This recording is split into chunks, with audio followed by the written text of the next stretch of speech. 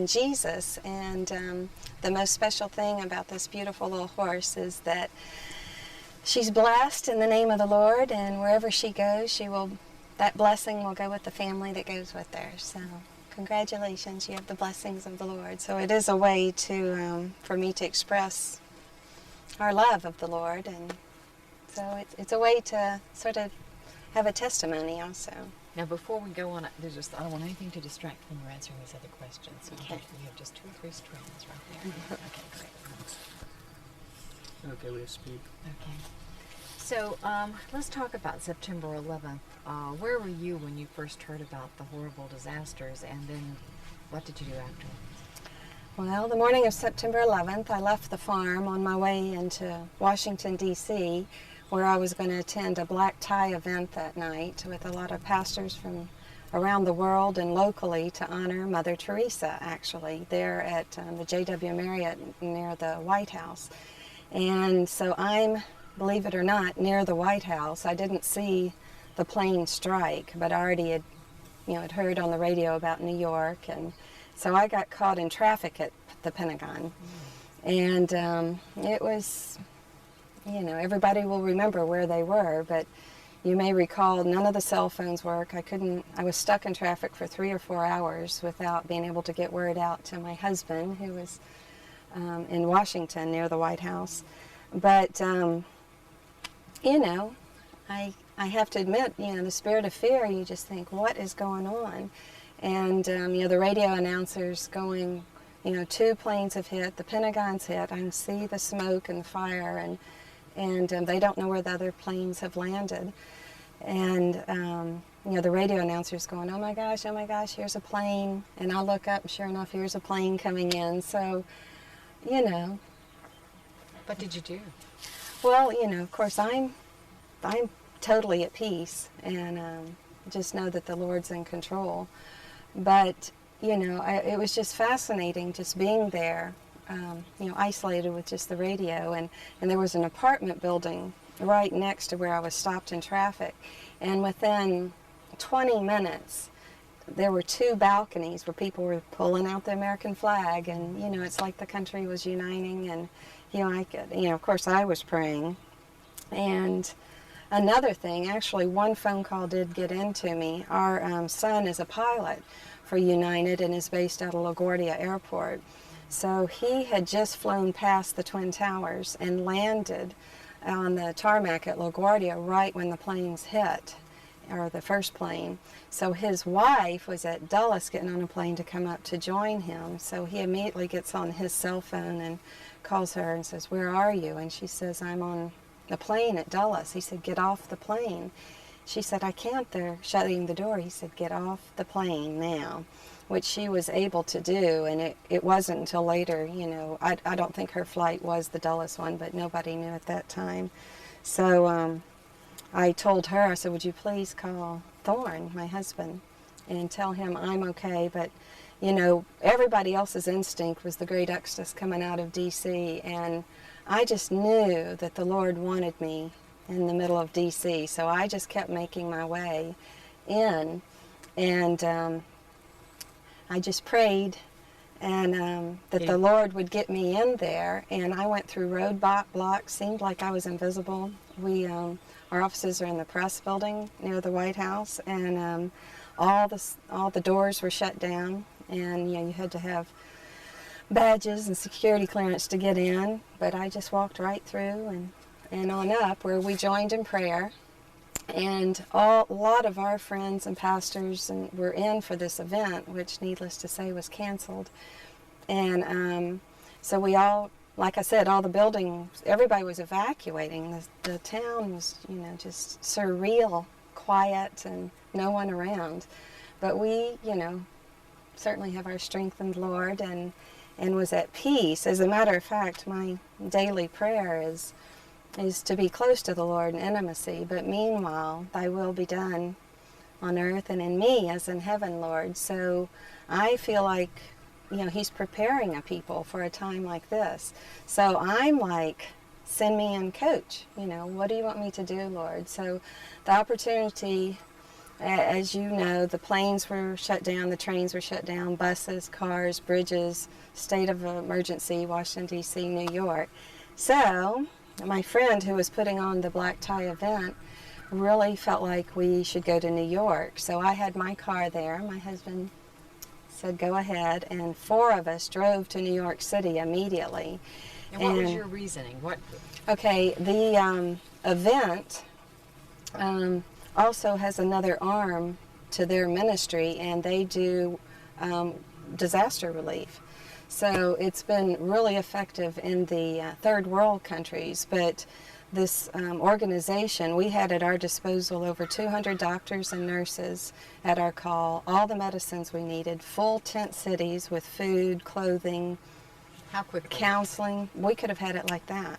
So in most disasters, even as, you know, probably one of the most sophisticated cities on this earth, a disaster's a disaster. So we immediately got in the car, took off, same thing, we were invisible. We got through the barriers. We went down to ground zero at midnight. And What did you do when you arrived, and what was your heart reaction after having seen the towers standing, and there you were? yeah, because I had just been in New York in the World Trade Center before, so it's indescribable. Plus the spirit over the city. I mean, it was a combination of sacred ground and, you know, your hearts just went out to the people. They just walked around like zombies. So those images stay with me. But we were there for about a week. We set up some of the examples of what we did was we just saw a need and would fill it. So my brother sells safety equipment in Atlanta. He has access to respirators and all the stuff that they were needing. So we got about $10,000 of respirators down to them immediately. We would see a need. We couldn't hardly breathe. The smoke was so bad. Did you have to wear the... Well, we didn't have any. We were wearing scarves and stuff over our faces. But we went and bought saline solution. You know, we bought dry socks, you know, for the firemen, you know, because they were wet and cold. And then a really heart-wrenching was they had set up the armory to process the families of that had missing people. So blocks and blocks long of people standing in line and they had their little baggies of toothbrushes or hairbrushes for DNA samples. So we got through and found out, as sophisticated as the city was, it's because the immediacy of the problem, they didn't even have office supplies to process the people. So we went to Staples. We bought about $3,000 worth of just paper, pens, envelopes, you know, that sort of thing. And As a human being, just being there and seeing all of this and then being able to help so quickly, what was your gut reaction from that perspective first? well, I felt privileged because I know the whole nation was just wanting to help in any way, and here I was on the ground, and I was just so thankful that there was no spirit of fear or self-preservation. I just know that the Lord raises people up for a time like this, and you know, maybe I didn't do any huge thing, but we were there, and you know, anybody on the street, you know, they were just crying and crying. So just the ministry, you know, we'd just stop and hug people and pray with them, and you know, and people were open to having you pray with them. Oh, very open, very open. And we were down in the weird part of New York, you know, Greenwich Village and all those, you know, really new agey type places. But yes, the young people, the old people, it was just horrible. What do you think God was saying to your heart, allowing you to be placed there, as you say, for such a time as this? Like I said, I found it as a gift because it's been what I've been yearning for. You know, Lord, use me in some way. And like I said, it's probably small in the whole scheme of things. But if I could have helped just one person, you know, with their, you know, they would just have nightmares and dreams and, you know, the missing people, I mean, just plastered. I actually took video. So I had my video camera going and just walls and walls and walls of missing person photos. And when you look at your video now that you put together, and we'll be showing some of that, what thoughts do go through your mind? just the helpless and hopelessness that those people felt. But I don't know, there were just little glimmers. There would be little monuments, of candles and flowers and poetry and, all kinds of expressions that people were feeling. And I'd say 75% of them mentioned God or Jesus. So I was just so uplifted, and just knowing that it would take something this horrible to bring a people together, and to know that only God can affect this. We can pray for our leaders and George Bush and just all the wonderful team he has around him. But when it's all said and done, God's in control of this. So I guess when you drove up there, one thing that I kept hearing over and over, even in Israel, when I would ask about September 11th, is that history would never be the same, in the world, not just in America. Yeah. The Barbara Auchter that drove to New York, and the Barbara Auchter that drove back from New York after knowing also what happened at the Pentagon. Was there a difference?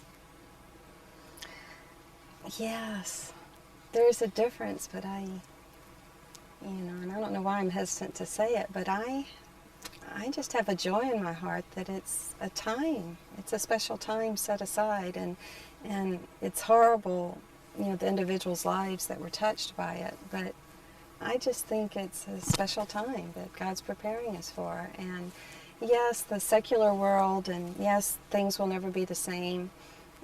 As we're talking today, another plane just went down in New York, and you have to think, is this the same terror? Is it just an accident or what? But no, I don't think anybody's lives will be the same. The week after New York I got back, I had scheduled a trip to Amsterdam for actually horse business. And, everybody, oh, don't fly. No one was flying. But, my president told me to travel and spend money. So I thought, okay, I'll continue. And my husband and a group were on their way to Israel, which, has to be, one of the most dangerous places on the earth. And, with Osama bin Laden and all those guys, and just the whole atmosphere. And so I traveled, my husband traveled, and not with one regret. And there were several incidences, that were sort of eyebrow raising, but well, I'm asking questions that maybe the viewers who don't know Jesus Christ would go through their minds, so I can have the answers. So I guess the question that I would have that also someone might want to ask you would be, you're a mother of a pilot. And of course, like you said, we just heard another terrible news report today. So as a mother, your reaction, and as a woman of God, like you keep saying that you have this joy in the midst of the storm, what would you say to mothers who hear these reports and they're like, my children and the future, and what do we do? Well, we have other children too, and actually my niece is in London, and they're going, oh, the president says we're in a state of alert. They won't define what a state of alert is. Is it anthrax? Is it, what do they know that we don't know? And so my family called, should they travel with the little babies? And I said, absolutely. We'll call, your son and ask them, is it safe? They know the real answer. And I said, I'm telling you, they're flying. They're safe, and we cannot just stop our lives, because this has happened. So, I don't know. I just give advice. I've had a lot of people, as to whether to fly or don't go into Washington. We've been on Capitol Hill a lot with the anthrax. And well, let's talk about that. What happened with you where anthrax is concerned? You're taking pills. Oh, yes. As you know, I don't know how old the anthrax situation is, 3 or 4 weeks old, but our offices are at the press building next to the White House, and of course it seems like the press has been targeted with this anthrax letters, and Capitol Hill, and of course I was on Capitol Hill, this is, I guess, a week and a half ago. So after being there all week, I was headed back to the farm, and I started, I was nowhere thought that I was exposed in any way, and I don't think I was. But I started having some symptoms where I'm achy all over, and my throat, the left side of my throat, was swelling shut. I couldn't hardly swallow.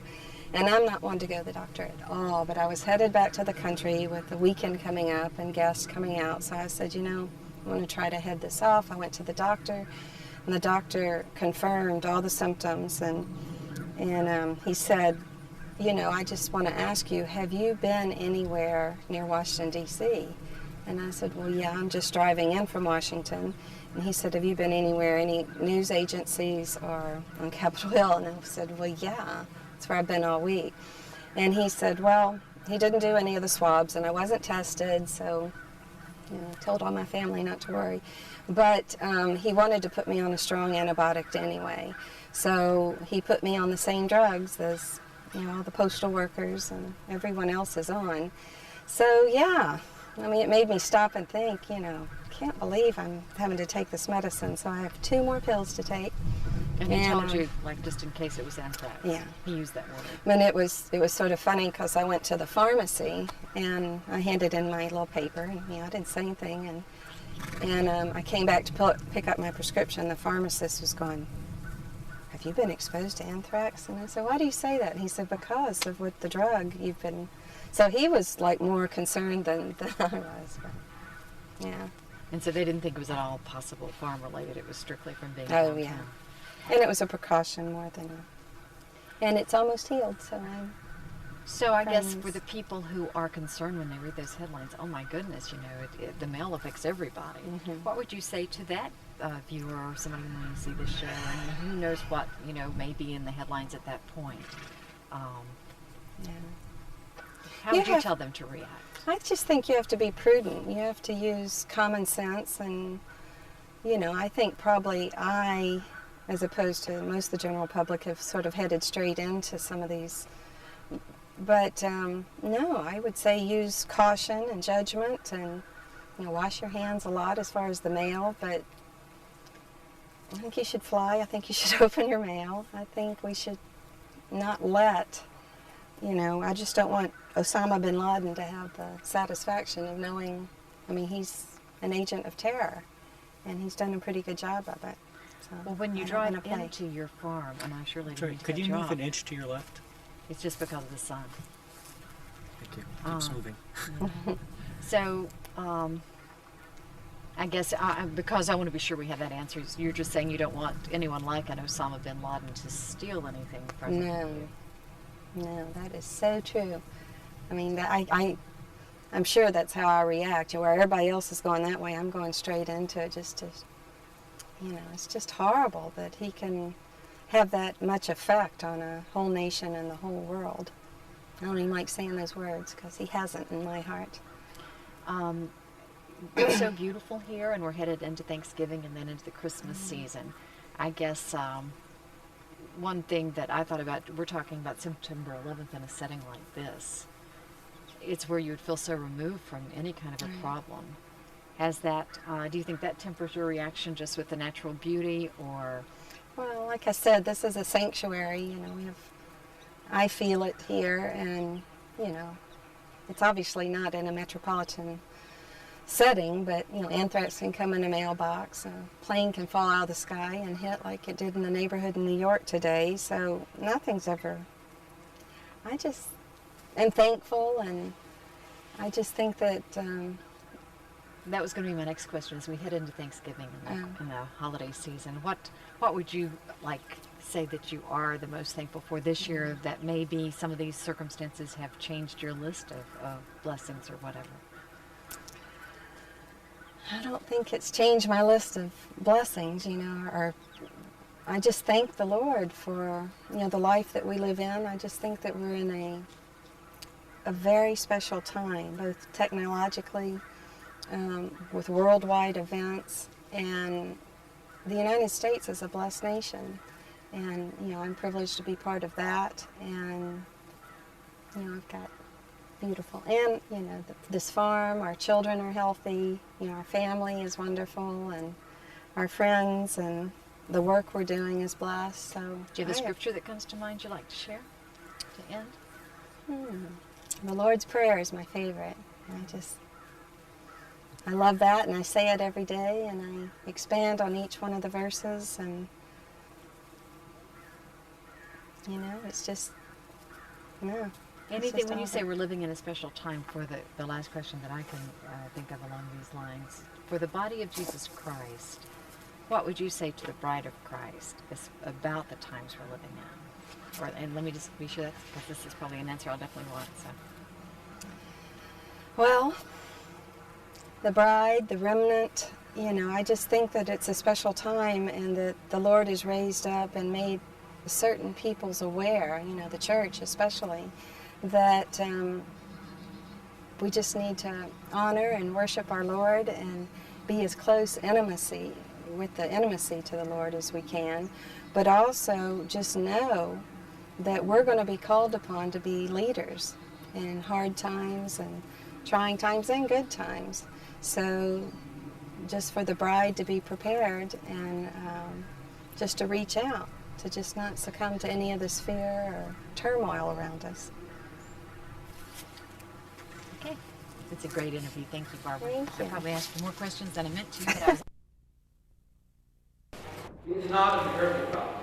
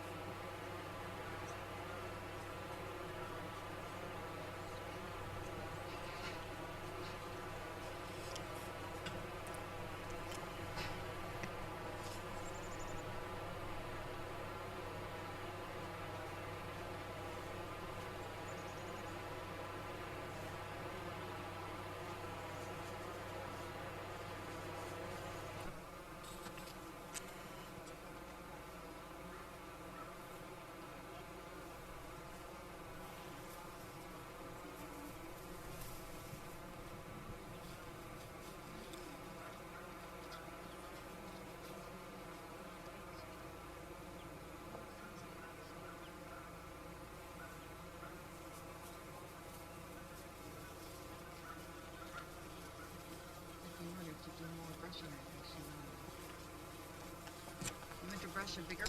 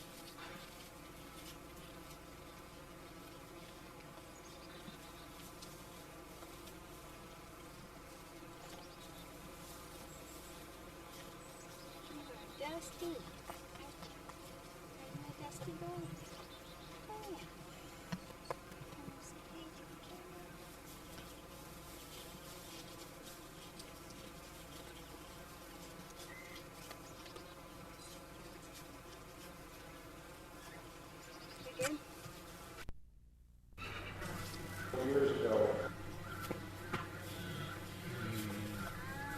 It may take me a while, but I'm going to ride down that lake drive.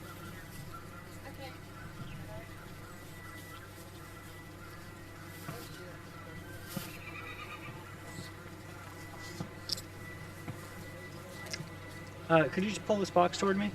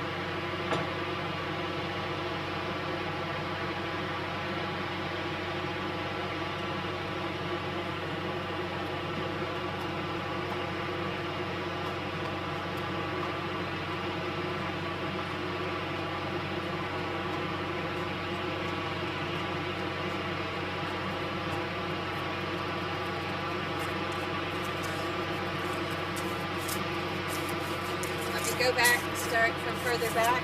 It's an inside the lining.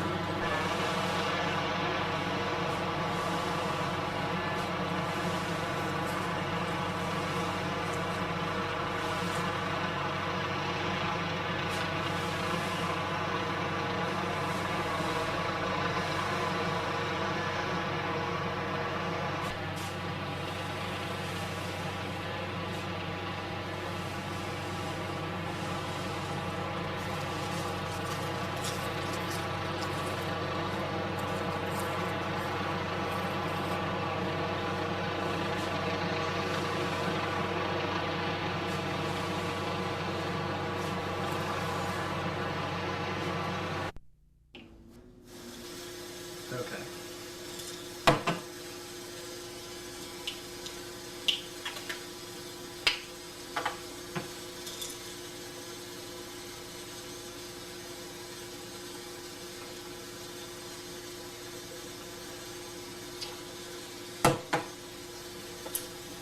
Our medicine.